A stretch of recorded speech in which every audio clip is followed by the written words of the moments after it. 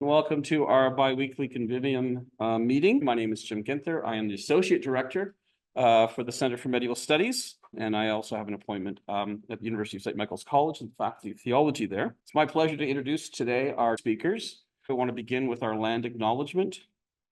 I wish to acknowledge this land on which the University of Toronto operates. For thousands of years, it has been the traditional land of the Huron-Wendat, the Seneca, and the Mississaugas of the Credit River. Today, this meeting place is still the home to many Indigenous people from across Turtle Island, and we are grateful to have the opportunity to work on this land.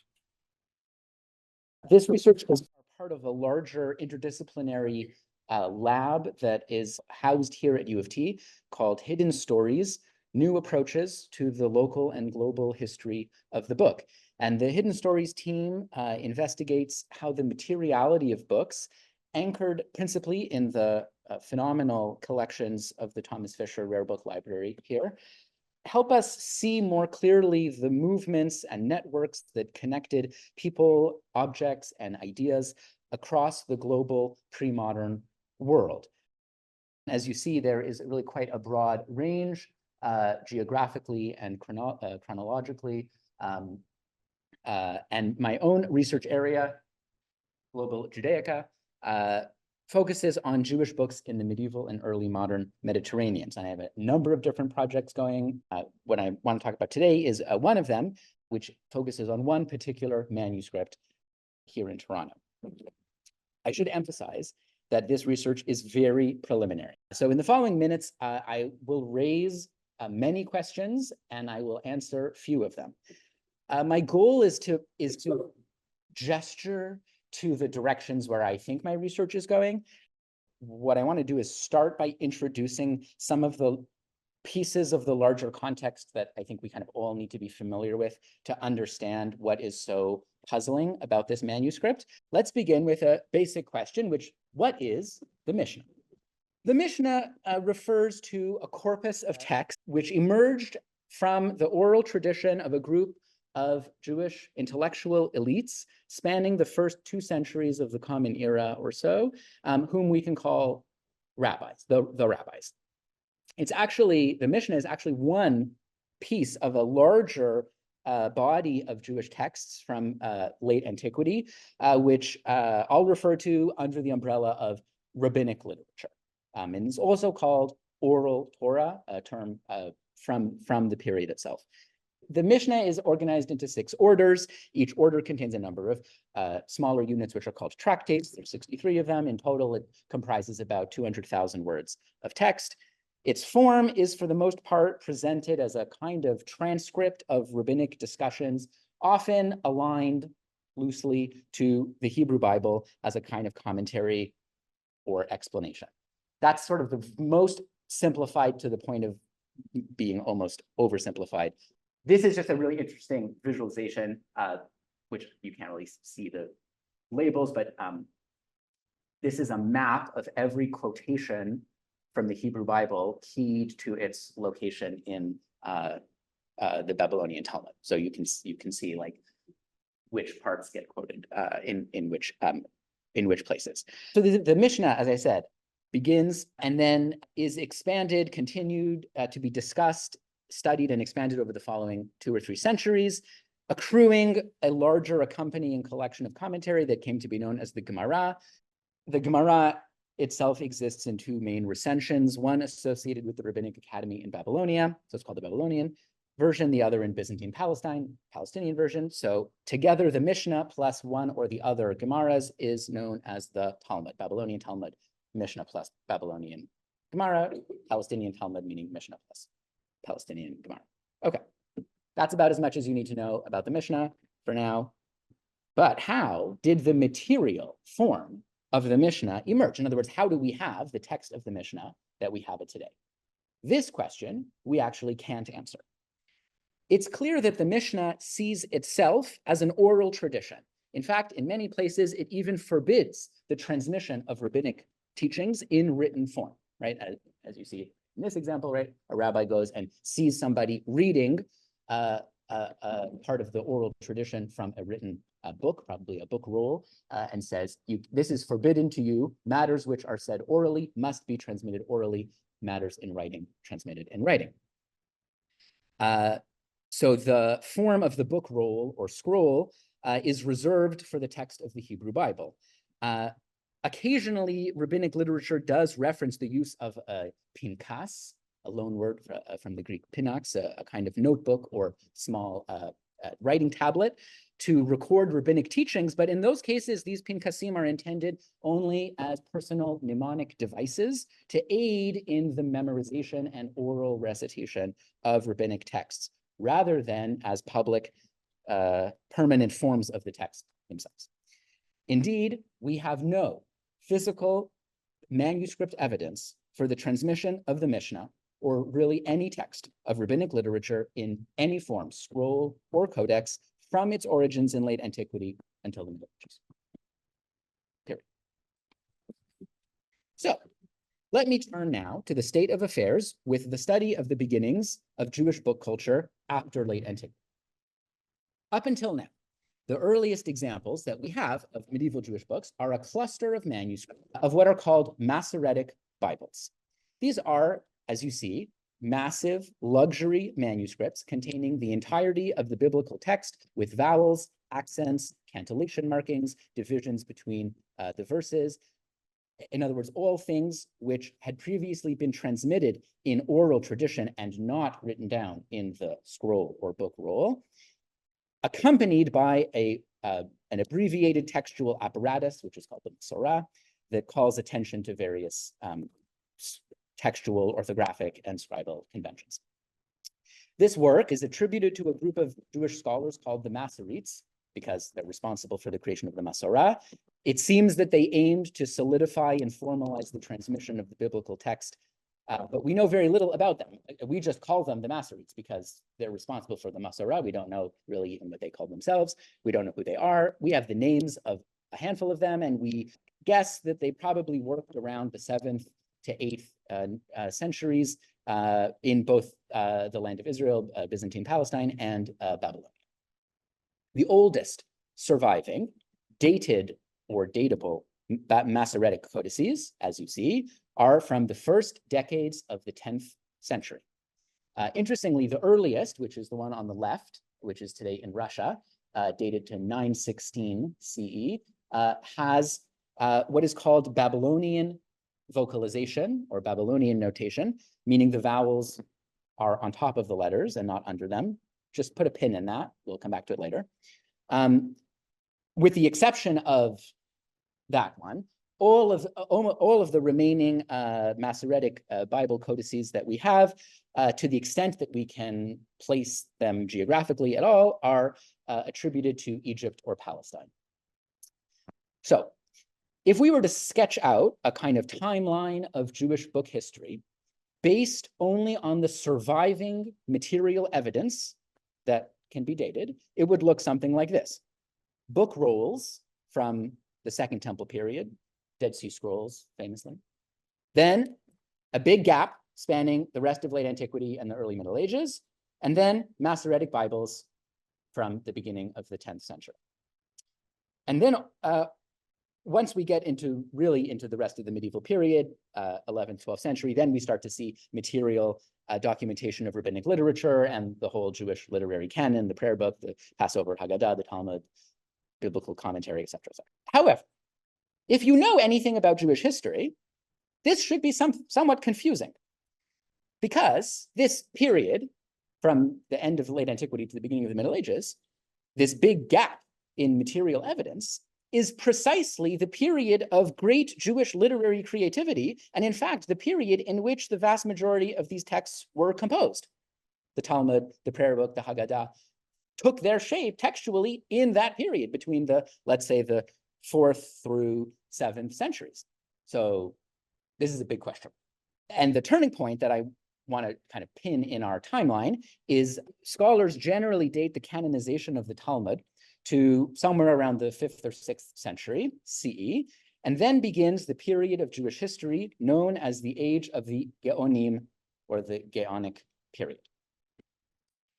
The Geonim, the word Geonim literally means excellencies. It's a title of respect to refer to the heads of the rabbinic academies, the Talmudic academies, and then after the period of the canonization, they continued to study the Talmud, located again in two centers, the Babylonian Academy and the Palestinian Academy. Technically speaking, there are two Babylonian academies, one in the village of Sura and the other in Pumbedita. By the end of the 9th century, they had relocated to the city of Baghdad, and the Palestinian Academy, probably originally in Tiberias, and by the 10th century in Jerusalem. So the heads of the academies are called Geonim, and the Geonim were consulted as authorities by Jews around the world through a question and answer process known as responsa.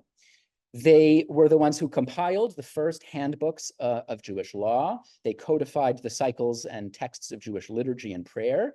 They developed a new focus on the text of the Hebrew Bible and its meaning and critical study of its grammar and vocabulary, the first dictionaries, the first biblical commentaries in that sense.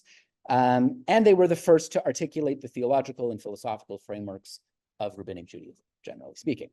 The most famous figure of the Geonim was the Gaon Saadia ben Yosef al-Fayumi, known simply as Saadia Gaon. So, like, if you like stop somebody on the street and say, name a Gaon, 9 times out of 10 you'll just get a blank stare, to be honest. And once in a while, some people say Saadia Gaon. That's if you teach like a survey course of medieval philosophy, you probably read one thing from Saadia Gaon. And you see him here. This is from Robert Brody's book on the Geonim of Babylonia. So this is a timeline of the Geonim starting in the 6th century until the end of the 11th century. Saadia Gaon is middle of the first half of the 10th century. He lived from 882 to 942 CE. Saadia Gaon famously authored the first systematic description of Jewish theology and created the first full translation of the Hebrew Bible into Arabic. Technically speaking, Judeo-Arabic, Arabic written phonetically in Hebrew characters, with an extensive commentary. So there's no question that the Gaonic period, let's say roughly the 7th through 11th centuries, was a time of incredible literary productivity and creativity. But for most of recent history, this period was known only through secondary evidence, copies of manuscripts from later centuries, secondary sources, not primary documents, until the excavation of the Cairo Geniza. And this is the final piece of background that we need to understand before we finally get to what I'm sure you all came here specifically to hear about, which is Mishnah manuscript A. Okay, we're getting there. So, the Cairo Geniza.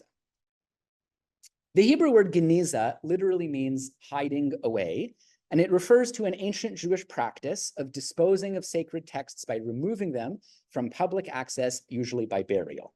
Over time, the tradition emerged to collect such texts like worn out Torah scrolls or pages from prayer books that were torn. So instead of having to go to the cemetery every time a page fell out of your prayer book, you could collect them, usually in the local synagogue or school, in a box or a small cabinet. And once it's filled up every so often, maybe once a year, take the whole box, the Geniza box, to the cemetery and bury it as mandated. And you see, this practice is continued in some communities to this very day. I participated in burying a Geniza just like a few months ago. You see here's a photograph of 20th century Algeria burying the Geniza.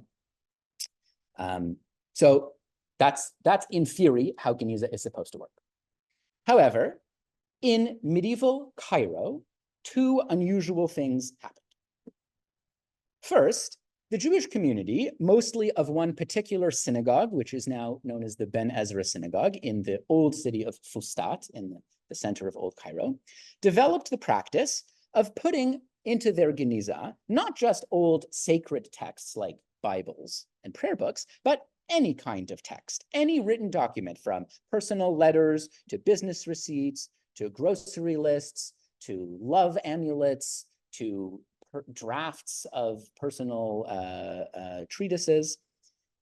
Maimonides famously prayed at the Ben Ezra synagogue, and many of his, we might say, personal papers ended up in the Geniza. And so we have, his autograph drafts of his great philosophical magnum opus, and letters to his. We have a letter from his sister Miriam. So just to give you like an example of how revolutionary the Geniza was, we didn't even know that Maimonides had a sister named Miriam, and now we have like an entire letter from her. Now, but how do we get it, right? Because I said usually what happens is the Geniza fills up and then it gets buried. So this is the second unusual thing that happened in Cairo. And again, we don't know why either of these things happened. We don't know why they put everything in the Geniza, and we don't know why they did the second unusual thing, which is they never buried it. They never emptied their Geniza. It seems that the Jews of Fustat started putting documents in their Geniza already in the late 10th century. And over the centuries, the pile grew. There were sort of waves of more or less activity, but they just kind of left it there. It grew, eventually kind of filled up a whole room at the back of the synagogue there. So the synagogue is 2 stories. This is a 19th century restoration of the synagogue, but you see it has 2 stories. The upper story is a women's gallery. At the back of the women's gallery, on the left-hand side, there's a kind of a wall that comes up to here, and then there's a little room on the other side. That is where the Geniza was stored. They just kind of left it there, occasionally throwing a few more pages in well into the 1800s. There are documents from the Geniza from the mid-19th century. At the end of the 19th century, European scholars became interested in the contents of this Geniza, and after a kind of turbulent and kind of confusing and not actually really well understood process, eventually in 1897, the chief rabbi of Cairo, on the right here, Raphael Aharon ben Shimon, allowed the Anglo-Jewish scholar Solomon Schechter in the middle to empty the Geniza and take it back to Cambridge, although in the process, large portions of the texts ended up getting siphoned off by various people hanging around and sold to other collectors and institutions, such that today there is no Geniza material left in Cairo. About 2/3 of it is at Cambridge University, a large portion of it at the Bodleian Library in Oxford, and various other pieces scattered across libraries and collections in Europe, Israel, and North America, including not a huge, but a fairly respectable collection here at the University of Toronto. Again, this is a very simplified, to the point of being oversimplified story.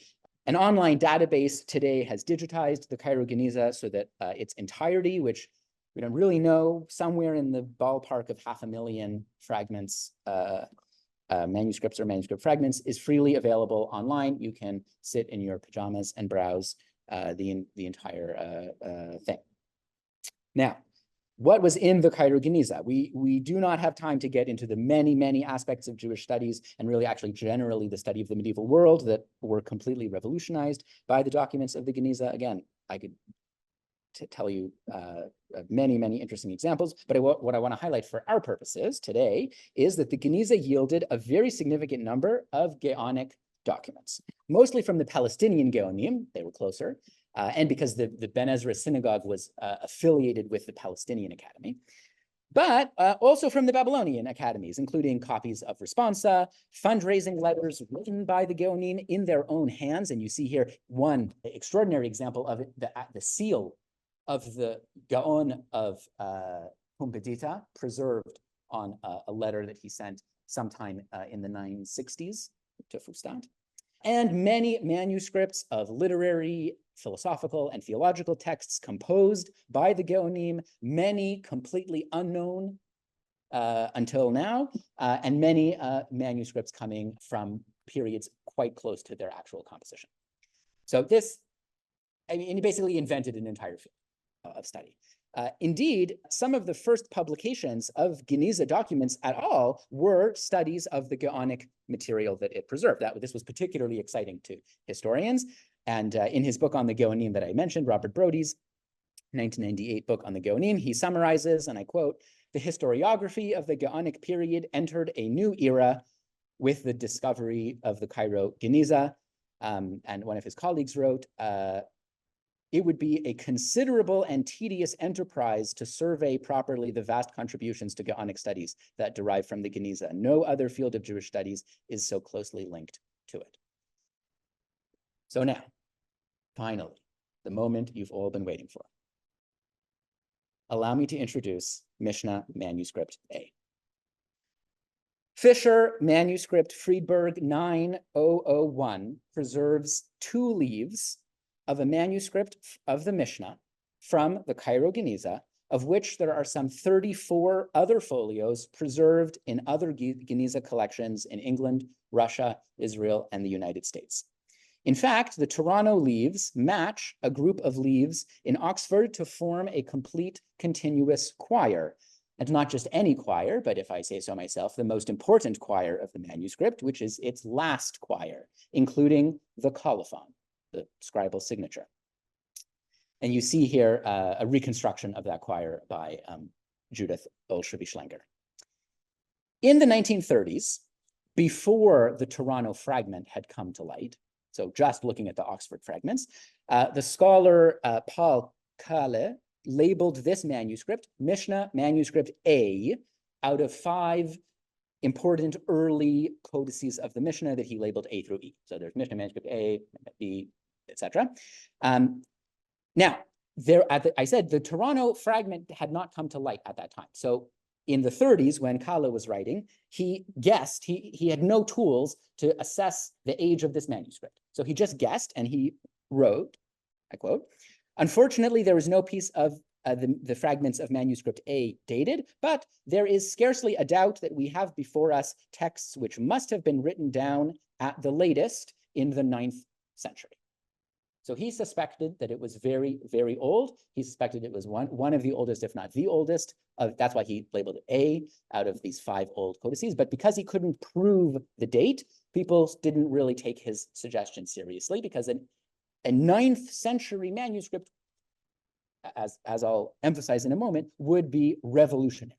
There is no other comparable example, right? I just said we have a gap of material evidence from late antiquity until the 11th century. That was his guess in the 1930s. Now, we have a little bit more information than Kahle because, as I said, the end of the last page, which is preserved here in Toronto, contains the colophon. Now, unfortunately, as you see, it is not in great shape, okay? I mean, it's not bad. I mean, it's 1,000 years old. So, as you can see, the colophon is at the bottom, okay, the very bottom of the page, and it's missing a few words. So when it was first acquired in Toronto, they guessed at the missing words, and they came up with tentatively 1041 CE. Okay, that's pretty old, 11th century. It's nothing to sneeze at, but not groundbreaking and not the oldest manuscript of the Mishnah. So again, nobody was really, it wasn't on anybody's radar, Mishnah Manuscript A. Like, oh, that's nice, now we have the last page of Mishnah Manuscript A. You know, put it in a footnote. But then, last summer, my colleague, Dr. Judith Olshavy-Schlenger of the University of Oxford, a world-renowned Hebrew paleographer, and in fact, an expert, inter alia, on the script of the Babylonian Geonim, one of her specialties, happened to be in Toronto, saw this fragment, and knew immediately that it was much older. She said, there's no way this is an 11th century manuscript. Paleographically, it's not possible. So she then made an astonishing discovery. With the help of a digital ultraviolet microscope, she was able to read one more letter that had been previously obscured by the smudge on that one. This is how things go in our field. She read the letter Aleph. Good letter, it's the first letter. And it's the most important letter because the letter Aleph now allows us to reconstruct the colophon as follows. Friday, on the 29th of the month of Tammuz, in the year 1152 on the Seleucid calendar, corresponding to the summer of 841 CE.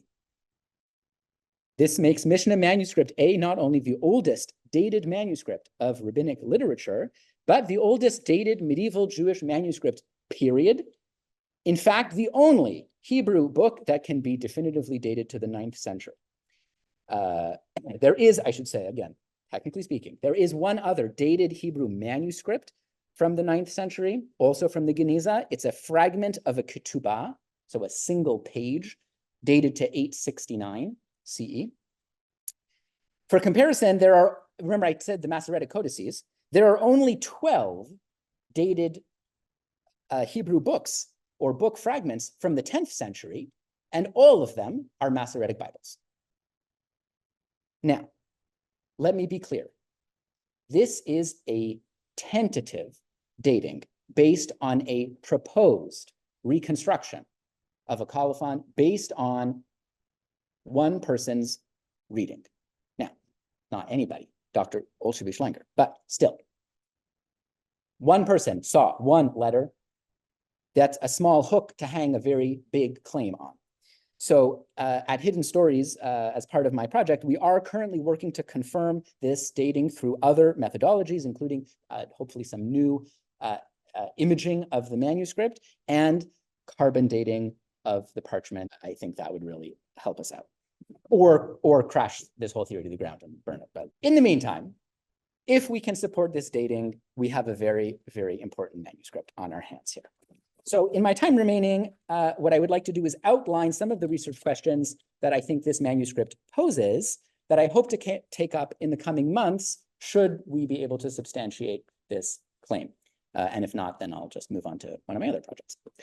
But let's say if this manuscript is really from 841, what can we learn from it about the materiality of the Jewish book in Gaonic Babylonia? Quite a lot. First, let me highlight some of the continuities from the little that we know of Jewish books in earlier centuries. Of course, first, the content of the manuscript, the Mishnah, demonstrates the continued transmission of rabbinic literature as a text of central importance in the Gaonic academies. Now, we already knew that, theoretically, but it's nice to have some material evidence.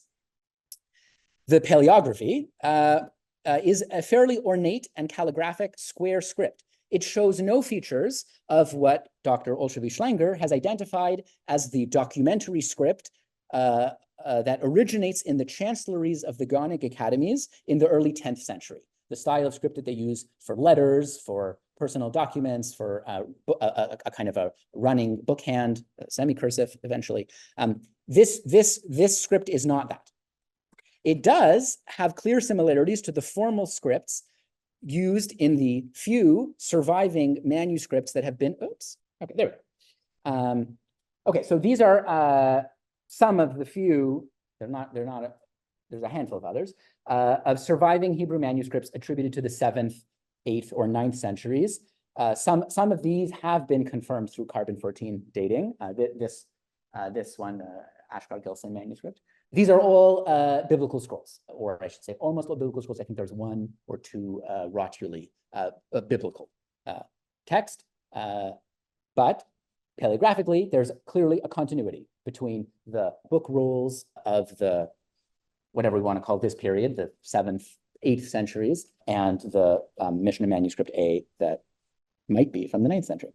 And like these scrolls, our manuscript is on ruled parchment rather than on paper, even though by this time, already by the 9th century, paper was on its way to becoming the dominant writing support in the Islamic world. And soon would spread for Jewish books as well in that context. So we have Jewish books on paper shortly afterwards, but this is on parchment. So again, a continuity. On the other hand, of course, this manuscript is also evidence of some pretty big innovations, pretty significant innovations, most obviously the form of the codex, right? These are scrolls. Mishnah manuscript A is quite obviously a codex. Now, it is also quite obviously not a first attempt. Like I took a bookbinding class recently, so I can tell you, the first time you make a codex, it does not look like Mishnah manuscript A. This is obviously the product of a very sophisticated craft practice. I quote now the late codicologist Malachi Bet Aryeh, who wrote that the earliest Hebrew codices, and he was talking about the Masoretic Bibles of the 10th century, and he writes, quote, "They already demonstrate a mature and elaborate craftsmanship, a sophisticated and coherent technical tradition, as well as regular and transparent production practices, attesting to a long-established and continuous tradition of bookmaking and design, predating the earliest extant examples by at least a century or two." So he guessed that already from the Masoretic Bibles. Now we can push that back even farther another century.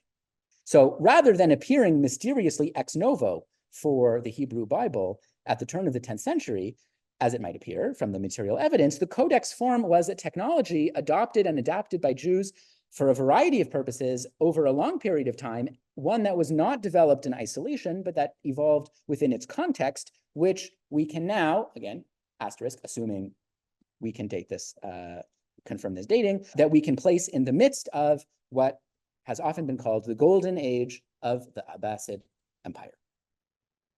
This was a time, meaning the middle of the 9th century, not only of general social prosperity, but of vibrant intellectual encounters between Jews, Muslims, and Christians, among others. The founding of Baghdad as the Abbasid capital in 762 CE quickly led to a transformation in Babylonian Jewish life, including rapid urbanization. I mentioned that the Babylonian academies both quickly moved to Baghdad, an economic turn toward international commerce and away from agriculture, and a high degree of intertwined politics between Jewish communal leadership, including but not limited to the Gaonic academies, and the Abbasid administration.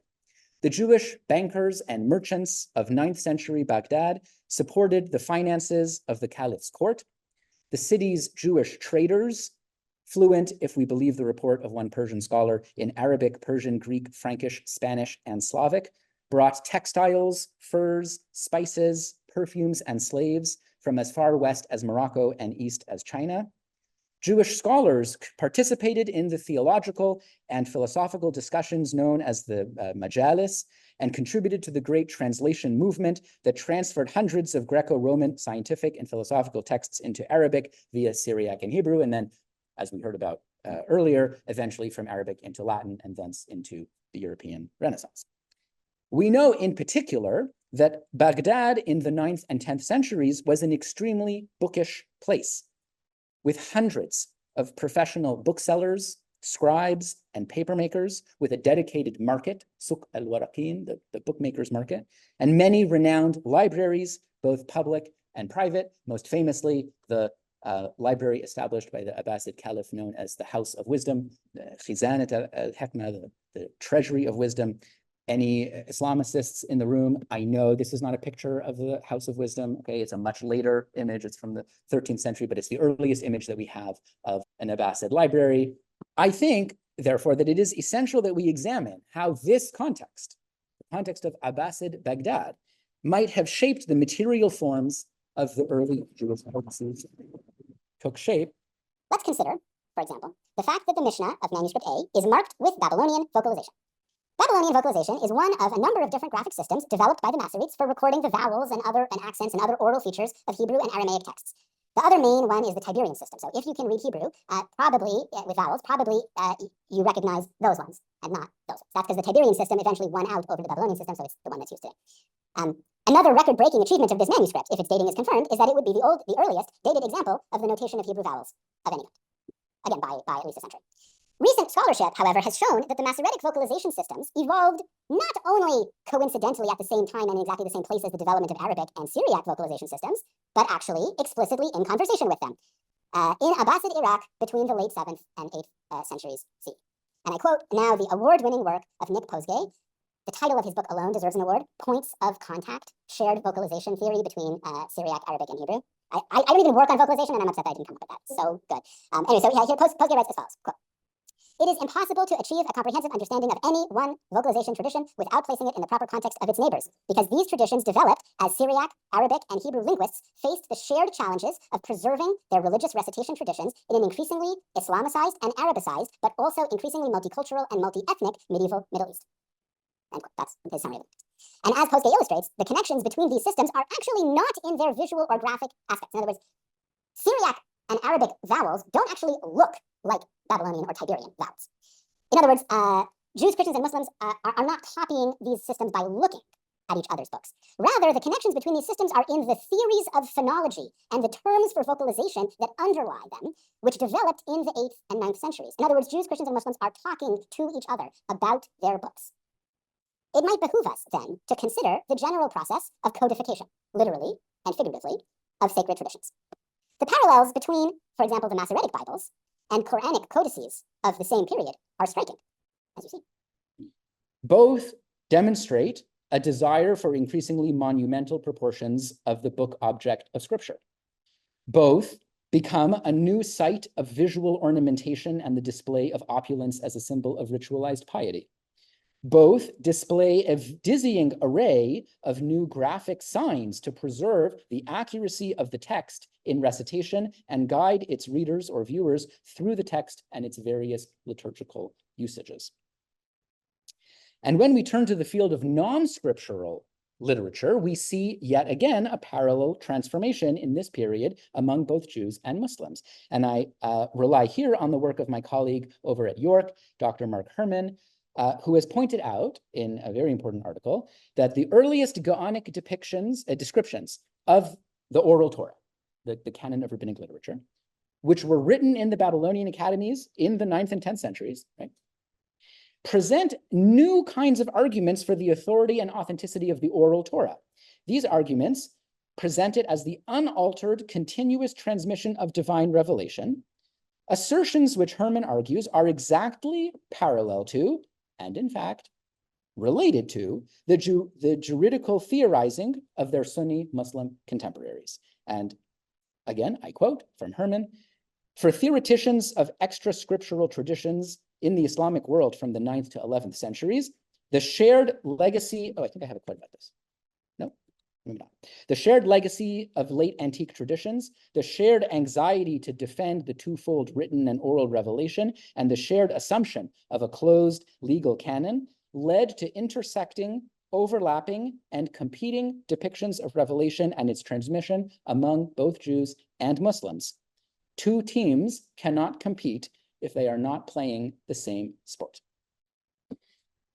So Mishnah Manuscript A now comes forward as our first surviving exemplar from the Jewish context of these intersecting, overlapping, and competing conversations regarding extra-scriptural traditions, of which, of course, the Mishnah is the primary symbol in the Jewish world. And it roots them in the physical materiality of book production in Abbasid Iraq.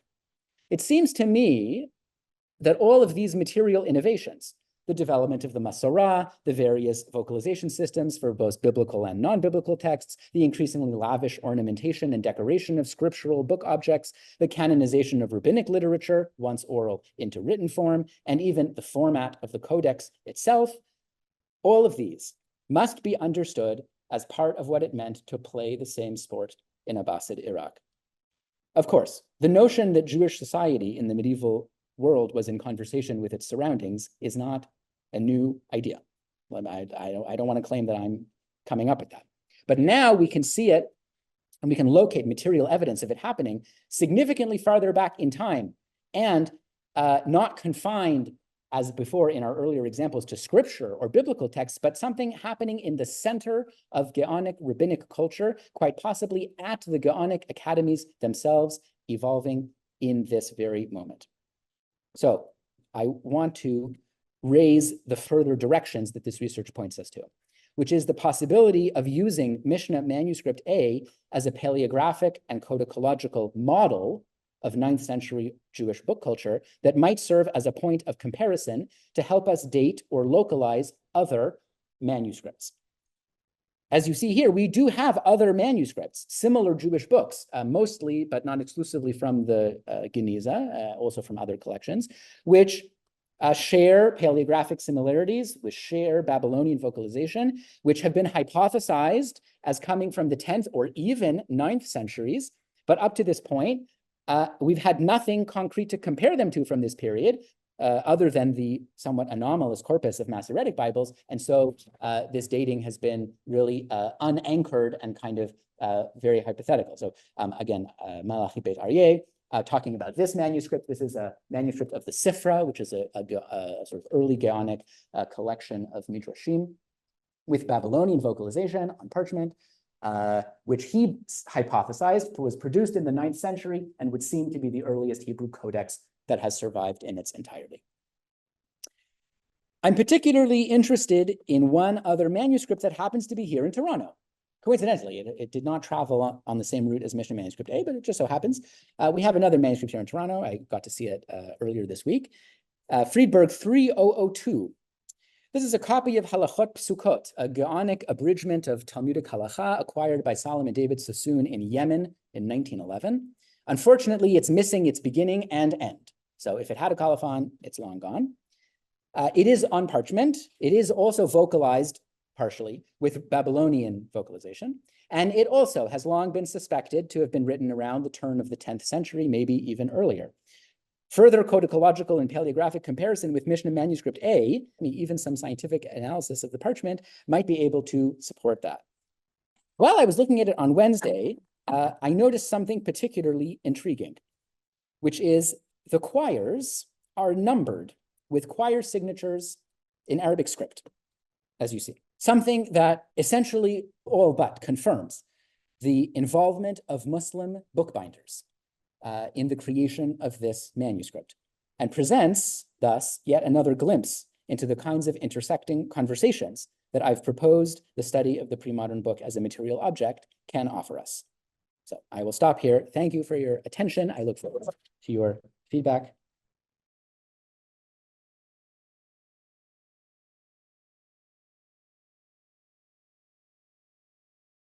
Thank you so much, Dr. Sienna.